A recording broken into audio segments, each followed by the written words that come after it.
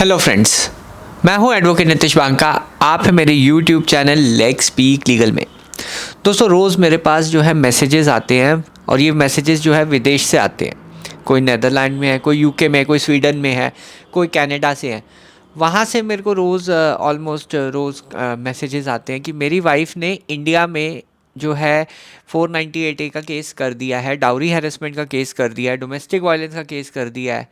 तो क्या मैं इंडिया आ सकता हूँ सेफली? क्या मेरा पासपोर्ट तो नहीं जब्त होगा?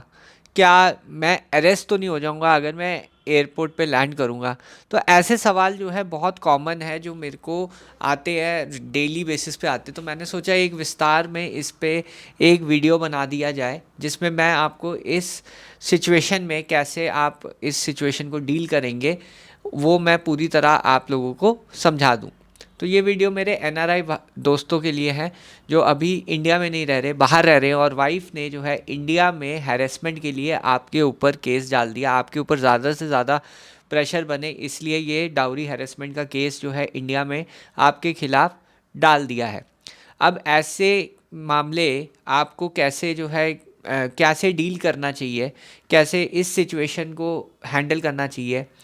अब क्या होता है कि कई लोग बहुत पैनिक क्रिएट कर देते हैं कि जी आपके ऊपर तो इंडिया में केस हो गया है, तो फिर अब तो आपका पासपोर्ट जब्त हो जाएगा, आप इंडिया आएंगे आप अरेस्ट हो जाएंगे, और आप अगर इंडिया आ भी गए तो वापस नहीं जा पाएंगे। तो बहुत सारी जो है कन्फ्यूजन इस डोमेन में है।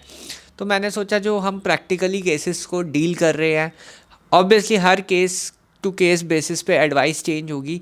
ये मैं अपना जनरल एक्सपीरियंस आपके साथ शेयर कर रहा हूँ कि कैसे जो है इस सिचुएशन को डील करें कि आप विदेश में रहते हैं और वाइफ ने जो है इंडिया में केस डाल दिया है। तो चलिए आगे बढ़ते हैं। देखिए, एनआरआई जो लोग हैं जो बाहर रह रहे हैं, बाहर जॉब के लिए गए हैं, सॉफ्टवेयर में होंगे, कंसल्टिंग में होंगे, अलग अलग फील्ड में आप लोग जॉब कर रहे हैं। एनआरआई केसेस में ये है कि आप अपने बेटर फ्यूचर के लिए तो बाहर गए, पर प्रॉब्लम ये थी वाइफ ने जो है प्रॉब्लम्स क्रिएट करने शुरू कर दी आपकी लाइफ में, और वो इंडिया आ गई और इंडिया आके आपके ऊपर केस कर दिया। अब प्रॉब्लम ये है कि ये केसेस आप कैसे लड़ें। आप तो विदेश रहते हैं, आप अपनी जॉब छोड़ के नहीं आ सकते। अगर आप आए तो हो सकता है कि आपकी जॉब ही चली जाए, आपका करियर ही ख़त्म हो जाए। तो एग्जैक्टली यही सोच आपकी वाइफ के दिमाग में भी है कि अगर वो आपके ऊपर केस कर देगी तो आपके करियर की तो बैंड बज जाएगी, और दूसरी चीज़ ये होगी कि आप जो है वापस नहीं जा पाएंगे, और तीसरी चीज़ आपकी जॉब चली जाएगी। तो ये प्रेशर बनाने की कोशिश की जाती है जब भी वाइफ इंडिया आती है, केसेस ऐसे डाल देती है। यही नहीं, आपके पेरेंट्स को भी इम्प्लिकेट कर दिया जाता है। अभी रिसेंटली मैं बॉम्बे हाई कोर्ट में था। मेरे क्लाइंट जो थे वो विदेश में रहते थे, और बॉम्बे हाई कोर्ट से हमने अभी सक्सेसफुली उनके पेरेंट्स को आउट किया, क्योंकि यहाँ पे जो पेरेंट्स रहते थे उनको फालतू में वाइफ ने इम्प्लिकेट किया, जबकि वाइफ जो है पेरेंट्स के साथ कभी रही नहीं। सिमिलर केस स्टडी मेरे पास कर्नाटका हाई कोर्ट की भी है। तो सबसे पहले तो आपको घबराने की बिल्कुल ज़रूरत नहीं है। लीगल प्रोविज़न, लीगल फ्रेमवर्क में बहुत सारी चीज़ें हैं जो आप कर सकते हैं। तो मैं एक एक करके इश्यूज़ को दिखाता हूँ आपको कि कैसे आप डील करेंगे, और एक एक इशू में कैसे आपको सोल्यूशन मिलेगा वो मैं अभी पूरी वीडियो अगर आप देखेंगे तो आपको पता चल जाएगा। और ये वीडियो के एंड तक आपकी जितनी भी फ्रस्ट्रेशन है, घबराहट है, कन्फ्यूजन है, सब दूर हो जाएगा। तो वीडियो को पूरा देखिएगा।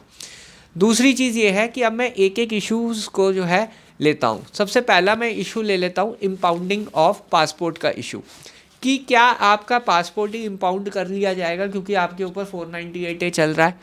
इसका आंसर ये है कि ये बहुत रेयर होता है कि 498A के केस में आपका पूरा का पूरा इम्पाउंड ही कर लिया जाएगा पासपोर्ट। अगर पासपोर्ट अथॉरिटी आपको जो है एक नोटिस इशू करती है मेल के थ्रू, जनरली मैंने देखा ये नोटिस जो है मेल के थ्रू आता है, तो आपको उसका जो है जवाब अच्छी तरह दे देना चाहिए, सबसे पहली चीज़। तो दूसरी चीज़ आपको ये करनी चाहिए कि ऑनरेबल हाई कोर्ट, जो भी कंसर्न्ड हाई कोर्ट है आपका जहाँ पे ये केस चल रहा है, वहाँ पे जो है एक रिट पिटीशन आप फाइल कर दीजिए। तो आपको यहाँ पे कोर्ट प्रोटेक्ट करेगा अगर आपका पासपोर्ट जो है इम्पाउंड करता है पासपोर्ट अथॉरिटी। बहुत ही ज़्यादा सीरियस केसेस में ही जो है होता है 498A केस में, जैसे कि आप बिल्कुल ही इवेड कर गए ट्रायल को, बिल्कुल ही इवेड कर गए, कभी नहीं आए, नोटिस का जवाब नहीं दे रहे हैं, तब जाके जो है लास्ट स्टेप में पासपोर्ट इम्पाउंड होता है। पर बहुत ही रेयर सर्कमस्टांसेस में पासपोर्ट इम्पाउंड के लिए जो है पासपोर्ट अथॉरिटीज़ जाती है। अगर ऐसा होता है तो आपको इमीडिएटली ऑनरेबल हाई कोर्ट आप अप्रोच करके आपको स्टे ऑर्डर मिल जाएगा, और साथ ही साथ ये जो नोटिस है, जो इम्पाउंडिंग का नोटिस है, वो सेट असाइड हो जाएगा। पर हर केस अलग होता है। मैं ये कह रहा हूँ कि ये एक रेमेडी है, पर फैक्ट्स पे डिपेंड करता है कि क्या आपका कंडक्ट रहा है, इन्वेस्टिगेटिंग अथॉरिटीज़ पे, कोर्ट्स पे आपका क्या कंडक्ट रहा है, उस बेसिस पे कोर्ट डिसाइड करता है। Generally decision case to case basis पे होता है, पर मैक्सिमम केसेस में रिलीफ मिल जाता है। इसमें सीधा सीधा आर्टिकल 21 का वायलेशन है, आपकी फ्रीडम ऑफ लिबर्टी का वायलेशन है, इसलिए आप directly honourable high court approach कर सकते हैं रेट पिटीशन के थ्रू। दूसरा इशू आप एक और चीज़ फेस करते हैं, एलओसी का, लुकआउट सर्कुलर का इशू। और ये एक ऐसा इशू है जिसको आपको पता भी नहीं चलेगा। जब आप इंडिया आएंगे अचानक ही पुलिस आपको अरेस्ट कर लेगी। एक ये चीज़ जो है बहुत ज़्यादा देखी गई है एनआरआई केसेस में, कि जब भी आप इंडिया आते हैं, आपके ऊपर ये 498A का केस चल रहा होता है, तो पुलिस जो है आपको डिटेन कर लेती है और कंसर्न पुलिस स्टेशन पे आपको फॉरवर्ड कर दिया जाता है। वो आपको 1 या 2 दिन कस्टडी में रख सकते हैं, मजिस्ट्रेट के आगे पेश करेंगे, आपको बेल लगानी पड़ेगी, बेल एक्सेप्ट होगी नहीं होगी, बहुत अनसर्टिनिटी सी हो जाती है। तो ऐसे में क्या करना चाहिए आपको, आपके ऊपर अगर 498A का केस पेंडिंग है तो एंटीसिपेटरी बेल के लिए आप ज़रूर अप्लाई कीजिए। अगर आप एंटीसिपेटरी बेल के लिए अप्लाई कर देते हैं तो आपको कोर्ट ही आपको प्रोटेक्शन दे देगा। आपको जब कोर्ट प्रोटेक्शन देगा तो ऐसे केसेस में आपका जो अरेस्ट है वो नहीं होगा। पुलिस आपको डिटेन ज़रूर करेगी क्योंकि एलओसी खुला हुआ है, पर आपको छोड़ देगी क्योंकि आपके पास एंटीसिपेटरी बेल की प्रोटेक्शन है। तो उस केस में आपका अरेस्ट नहीं होगा, ओनली आपको थोड़ी सी परेशानी हो सकती है क्योंकि एलओसी खुला हुआ है।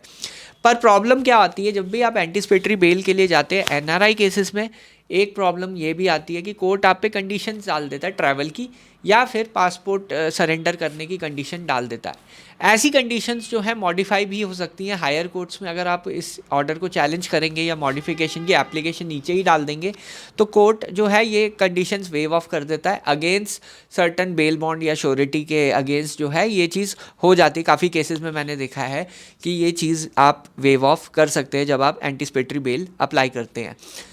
तीसरी चीज़ ये है कि आपको ये चीज़ डर रहता है कि अगर आप इंडिया आ गए तो क्या आप यहीं के रह जाएंगे, क्या आपका जो पासपोर्ट है वो ले लेगी सरकार, क्या होगा। देखिए क्या होता है कि जब भी आप इंडिया आ जाएंगे तो वाइफ साइड कई बार कोशिश करती है। मेरे एक केस में हुआ था कि वाइफ ने एक एप्लीकेशन मूव कर दी कि इनका जो पासपोर्ट है वही सरेंडर कर दिया जाए क्योंकि ये जो है भाग सकते हैं। हमने कहा हम जो है ट्रायल अटेंड कर रहे हैं, हम जो है इन्वेस्टिगेटिंग प्रोसेस में कॉपरेट कर रहे हैं, हम जो है सब कुछ कर रहे हैं, तो मेरा पासपोर्ट सरेंडर करने का क्या मतलब है। और दूसरी चीज़, जब मेरी जॉब वहाँ पे है तो मैं वहीं रह के ही काम करूँगा ना, मैं इंडिया में क्यों काम करूँगा, मैं इंडिया में क्यों रहूँ, मेरा सारा लाइवलीहुड मेरा डिपेंडेंट है अगर ऐसी कंडीशन इम्पोज की जाए। इसमें कई जजमेंट्स भी हैं जिसमें जो है हस्बैंड के सपोर्ट में है कि पासपोर्ट सरेंडर एक बहुत ही एक्सट्रीम स्टेप होता है, वो मेरी जो लिबर्टी है उसका वायलेशन है। वो तभी होना चाहिए जब मेरा कंडक्ट वैसा हो, जब मेरा कंडक्ट बिल्कुल क्लीन है, जब मेरे को बुलाया गया, मैं आया हूँ इंडिया, जब मैंने जो है पुलिस में जब भी पुलिस को कोऑपरेट किया है, जब बेल की सारी कंडीशंस अगर मैं फॉलो कर रहा हूँ या ट्रायल में अटेंड कर रहा हूँ तो कोर्ट को कोई दिक्कत नहीं होती है। कई केसेस में ट्रैवल रिस्ट्रिक्शंस भी कोर्ट डाल देता है। ऐसे में आप क्या कर सकते हैं, आप वो कंडीशंस को भी चैलेंज कर सकते हैं on the ground of article 21। सीधा सीधा आपके आर्टिकल 21 का वायलेशन है जिसमें आपकी लिबर्टी जो है वो खतरे में है, आपका जो लाइवलीहुड है वो खतरे में है। क्योंकि अगर ऐसी कंडीशन आती है तो आप जॉब कर ही नहीं पाएंगे, आपको बार बार परमिशन लेके यहाँ से जाना पड़ेगा, तो वो फिजिबल नहीं होता है कई केसेस में क्या होता है, कोई पायलट होते हैं उनको पता नहीं रहता, उनका ट्रैवल शेड्यूल ऐसा होता है कि जो बिल्कुल फिक्स नहीं होता। तो ऐसे में ये कंडीशन तो उनका जो एक तरीके से करियर का ही डेथ वारंट है। तो ऐसी कंडीशन में कोर्ट काफ़ी लीनियंट होते हैं और आपको जो है रिलीफ दे देते हैं। कोर्ट को बस ये श्योरिटी चाहिए कि आप जो है ट्रायल को प्रोसेस या ड्यू प्रोसेस ऑफ लॉ को फॉलो करेंगे हर टाइम, ये कोर्ट को श्योरिटी चाहिए होती है।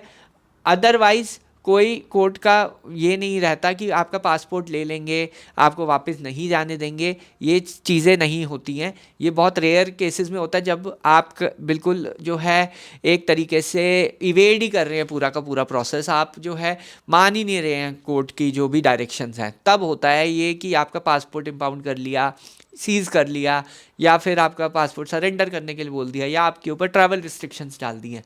तो यहाँ पे जब अगर आपका कंडक्ट क्लीन है, आपने जो है पुलिस के नोटिस पे रिप्लाई किया, इन्वेस्टिगेशन को ज्वाइन किया, चार्जशीट में जो है सब कुछ किया आपने, चार्जशीट होने के बाद बेल करवाई आपने कोर्ट से, उसके बाद आपने जो है ट्रायल की डेट्स पे आप अटेंड कर रहे हो, चाहे आप फिजिकली कर रहे हो या वीसीसी कर रहे हो, कोई भाग नहीं रहे, तो कोर्ट कभी भी कोर्सिव जो रिस्ट्रिक्शंस हैं नहीं डालता है। अगर कोई कोर्ट डालता भी है तो वो आप इजीली चैलेंज करके उसे सेट असाइड कर सकते हैं। तो एनआरआई लोगों को देखिए डर एक एक्स्ट्रा रहता है कि उनका जो है ट्रैवल में रिस्ट्रिक्शंस आ जाएगी या ऐसा कुछ होता है, तो उन चीज़ों के लिए रेमेडीज़ अवेलेबल हैं जो मैंने अभी अभी आपको बताई हैं कि ये सब रेमेडीज़ आप यूज़ करके आप जो है अपना जो भी ट्रैवल प्लान्स हैं, जो भी आपकी चीज़ें हैं वो आप कर सकते हैं। एक और चीज़ प्रॉब्लम आती है जब भी आपका पासपोर्ट एक्सपायर हो रहा होता है, तो रिन्यूअल के लिए आपको जो है कोर्ट से ऑर्डर लेना ही पड़ेगा। अगर आपके पास इंडियन पासपोर्ट है, कोर्ट ये ऑर्डर जनरली दे देते हैं, पर उसमें कंडीशन 1 साल की लगाते हैं। बट अगर आपके सर्कमस्टांसेस ऐसे हैं कि आपको 1 साल से ऊपर की वैलिडिटी चाहिए, तो वो आपको आर्ग्यू करके आप वो ऑर्डर ले सकते हैं। जनरली बाय डिफ़ॉल्ट 1 साल की वैलिडिटी के लिए आपको पासपोर्ट रिन्यूअल कोर्ट परमिट कर देगा। बट आपको अगर 1 साल से ऊपर का चाहिए तो आपको सर्कमस्टांसेस कोर्ट को एक्सप्लेन करने पड़ेंगे, एक प्रॉपर एप्लीकेशन डालनी पड़ेगी और ये चीज़ कंटेस्ट करनी पड़ेगी। ये सारी जो मैंने आपको स्ट्रैटेजीज़ बताई हैं, इस पर डिटेल्ड केस लॉ के साथ डिस्कशन अवेलेबल है। अगर आपको वो चाहिए तो डिस्क्रिप्शन बॉक्स में लिंक है, आप वो आर्टिकल भी चेक कर सकते हैं। तो ये मैं आपको पूरी की पूरी जानकारी दे रहा हूँ कि कैसे एनआरआई केसेस में आप डील करें अपने केसेस को। बहरहाल वीडियो देखने के लिए बहुत बहुत धन्यवाद। अगर आपको ये वीडियो पसंद आई है तो प्लीज़ मेरे चैनल को सब्सक्राइब कीजिए, वीडियो को लाइक कीजिए। धन्यवाद। Thank you very much.